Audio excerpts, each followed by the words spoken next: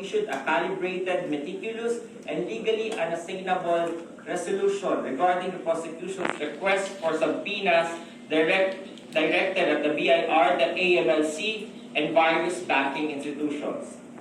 The guiding principle of the impeachment court today was simple. The search for truth will be unyielding, but it will not be an unbridled fishing expedition. The court's actions are surgical, not sweeping. Here are the 6 critical takeaways from today's rulings. First, on the spousal accounts, the court granted the subpoena for the peso accounts and tax records of the respondent Vice President, her husband, Attorney Manasa Scarpio, and 20 specific corporate entities. To those asking why a private citizen's accounts are included, Philippine civil law is clear. Under the family code, the couple is governed by the absolute community of property. There is only one marital pot. It is a legal and mathematical impossibility to audit the wealth of the Vice President without auditing the community property she jointly shares with her husband. Also, Section 8 of Republic Act No. 6713 requires public officials to disclose their assets, including those of their spouses. Their financial interests are therefore intertwined for purposes of disclosure. Second, the exclusion of dollar accounts. The court strictly denied the subpoena for any foreign currency deposits. The court is bound by the rule of law. Republic Act 6426 provides absolute secrecy for dollar accounts unless there is a written waiver from the depositor. The court learned from the Supreme Court's temporary restraining order against the Senate during the 2012 Corona impeachment in the case of PS Bank versus Senate Impeachment Court. The court will not overstep these statutory boundaries again. Third, the 2007 to 2021 timeframe. The court approved the request for historical records dating back to 2007. These are not being admitted to charge the Vice President with new past offenses. They are strictly allowed as a factual baseline based on the cases of Office of the Ombudsman versus Bernardo and Concerned Taxpayer versus Doblada Jr.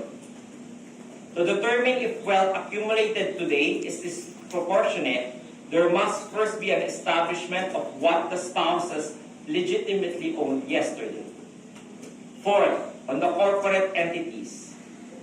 The court proved its refusal to allow fishing expedition by outright denying the subpoenas for JTC Group of Companies, Philippines Inc., and Pikimong Philippines Corporation, as the documents submitted to the court neither show the names of the respondent and or her husband in the general information sheets of the two corporations, nor the admitted sal-ends by the respondent disclose these two corporations.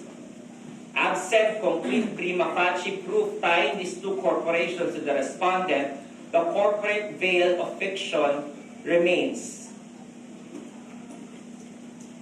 The impeachment court only granted subpoenas for the 20 entities where the respondents' links were prima facie proven by documents submitted to the court and or admitted by parties. As to the Carpio Lawyers Partnership, the court acknowledged that the issuance is subject to whatever legal remedies they may resort to in order to raise any attorney-client privilege over particular documents at the proper time. Fifth, on the BIR records, the court granted the subpoena to the BIR as to the respondent, her husband, and 20 entities, which is composed of 19 corporations and 1 partnership.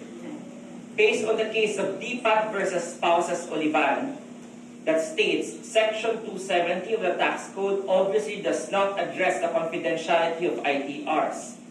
The Tax Code recognized disclosures permitted under its specific provisions, other statutes, or in any other manner provided by law. The constitutional authority of the Senate Impeachment Court under its rules to compel the production of relevant evidence constitutes such lawful process.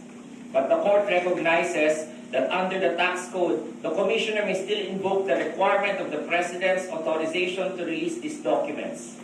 The court has done its constitutional duty. It will now await the official return of the BIR